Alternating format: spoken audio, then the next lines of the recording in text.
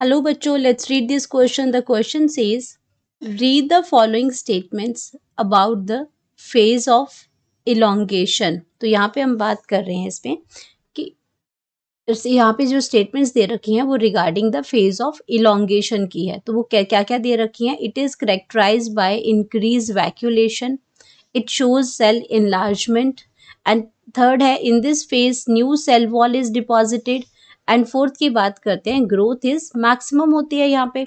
अब यहाँ पे हमें क्या करना है? Choose the option containing the correct statement. तो हमें ऐसी ऑप्शंस को चूज करना है जहाँ पे वो करेक्ट स्टेटमेंट उसमें दे रहे हैं. तो यहाँ पे बात करेंगे की कॉन्सेप्ट की बात कर रहे हैं. तो की कॉन्सेप्ट इसमें हमारा आ जाएगा फेजेस ऑफ ग्रोथ. यहाँ पे क्या आ जाएगा? Phases of growth. Phases of growth. अब ग्रोथ का क्या है? ग्रोथ की फेजेस हैं. फेजेस मतलब इसमें क्या है कि इसकी ग्रोथ की आपकी 3 फेजेस हैं. 3 फेजेस में आपका क्या हो जाएगा? जैसे आपकी पहली आ जाएगी फॉर्मेटिव फेज है. पहली आपकी आ जाएगी फॉर्मेटिव फेज है. फॉर्मेटिव फेज में आपका क्या होता है? नए सेल्स बनते हैं, न्यू सेल फॉर्मेशन होती है. यानी कि आपका सेल फॉर्मेशन की फेज है. ये आपका सेल डिवीजन की फेज है. आपका क्या है? सेल न्यू सेल्स क्या इसमें क्या बनते हैं? न्यू सेल फॉर्मेशन है, ये होते हैं न्यू सेल फॉर्मेशन होता है. इसमें माइटोसिस होती है और नए सेल्स जो होते हैं वो बनते हैं इसमें. तो फॉर्मेटिव फेज आपके आ गई इसको.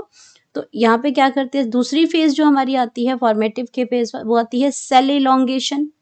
सेल इलोंगेशन की जब आपका यहाँ पे बहुत सारे सेल डिवाइड करके नए सेल बना दिए, प्री एग्जिस्टिंग सेल से आपके नए सेल्स बना दिए बाय द माइटोसिस, उसके बाद वो सेल्स की इलोंगेशन होगी. अब सेल इलोंगेशन आ गया. एंड देन बात करते हैं इसमें सेल मैचुरेशन की. अब सेल जो इलोंगेटेड हो गए उसके बाद सेल क्या हो जाएंगे? मैचुरेशन हो जाएगी, डिफरेंशिएशन हो जाएगी उसके अंदर. मैचुरेशन तो इसको कहते हैं सेल डिफरेंशिएशन हो जाएगी. पर्टिकुलर स्पेसिफिक स्ट्रक्चर्स के अंदर वो कन्वर्ट हो जाएंगे और वो अपने स्पेसिफिक फंक्शंस परफॉर्म करेंगे. तो यहाँ पे जो बात हो रही है वो सेल इलोंगेशन के बारे में हो रही है.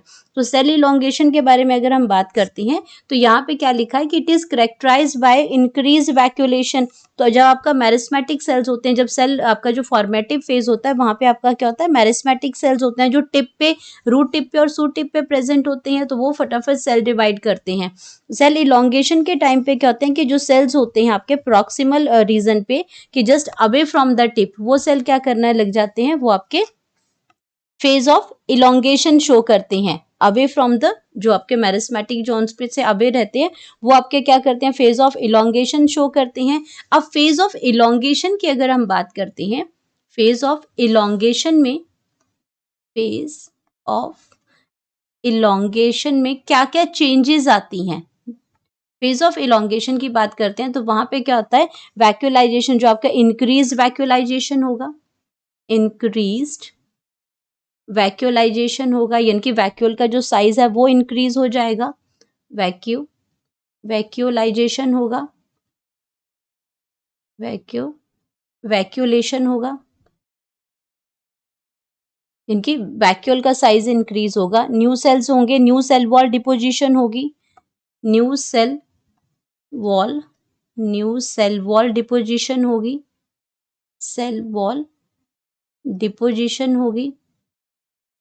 अगर इलोंगेशन हो रही है तो सेल एनलार्जमेंट भी होगी. क्योंकि सेल का ग्रोथ होगा. प्लांट्स में तो आपका क्या है? वैक्यूल प्रेजेंट होता है तो वैक्यूलेशन भी होगी. न्यू सेल वॉल बनेगा, डिपोजिशन होगी न्यू सेल वॉल की, एंड सेल एनलार्जमेंट होगा इसमें. तो ये करेक्टरिस्टिक्स फेज हैं क्या है इसके? इलोंगेशन फेज के. तो यहाँ पे हम अपने ऑप्शंस को चेक कर लेते हैं. It is characterised by increase vacuolation, correct और इसमें स्टेटमेंट है. इट शोज सेल एनलार्जमेंट, ये भी बिल्कुल ठीक है. यहाँ पे in this phase new cell wall is deposited, ये भी ठीक है. ग्रोथ इज मैक्सिमम, ये भी आपका बिल्कुल ठीक है क्योंकि यहाँ पे क्या होती है? ग्रोथ जो होती है इसमें मैक्सिमम होती है. मैक्सिमम ग्रोथ है, इलोंगेशन है तो मैक्सिमम ग्रोथ यहाँ पे हो जाएगी. ये ऑप्शन भी आपका बिल्कुल करेक्ट है. तो हमें क्या करना था? Choose the correct statement. तो अगर हमारे पास क्या है? चारों ही स्टेटमेंट करेक्ट यहाँ पे आ रही हैं तो हमारे पास क्या हो जाएगा? सारी स्टेटमेंट्स यहाँ पे करेक्ट हैं. 1 2 3 4 ये आपकी डी ऑप्शन है जिसमें चारों ही स्टेटमेंट जो है वो करेक्ट दे रखी हैं तो ये हमारा राइट ऑप्शन हो जाएगा। अब अगर इसमें 3, 1, 2 दे रखी है तो 3, 1 यहाँ पे हमारी सारी स्टेटमेंट्स आपका अगर हमारी सारी स्टेटमेंट करेक्ट वाला हमारे पास ऑप्शन यहाँ मिल गया है तो ये ऑप्शन भी गलत हो जाएगा। 1, 2, 3 नहीं 1, 2, 3, 4 है तो यहाँ पे आपका इसमें आपका 1 नहीं दे रखा है तो इसलिए ये ऑप्शन भी गलत हो जाएगी। तो हम यहाँ पे लिख सकते हैं करेक्ट ऑप्शन। ऑप्शन हमारे पास आ जाएगी डी, जिसमें चारों स्टेटमेंट्स करेक्ट बता रखी हैं। Hope you understood it well. Best of luck.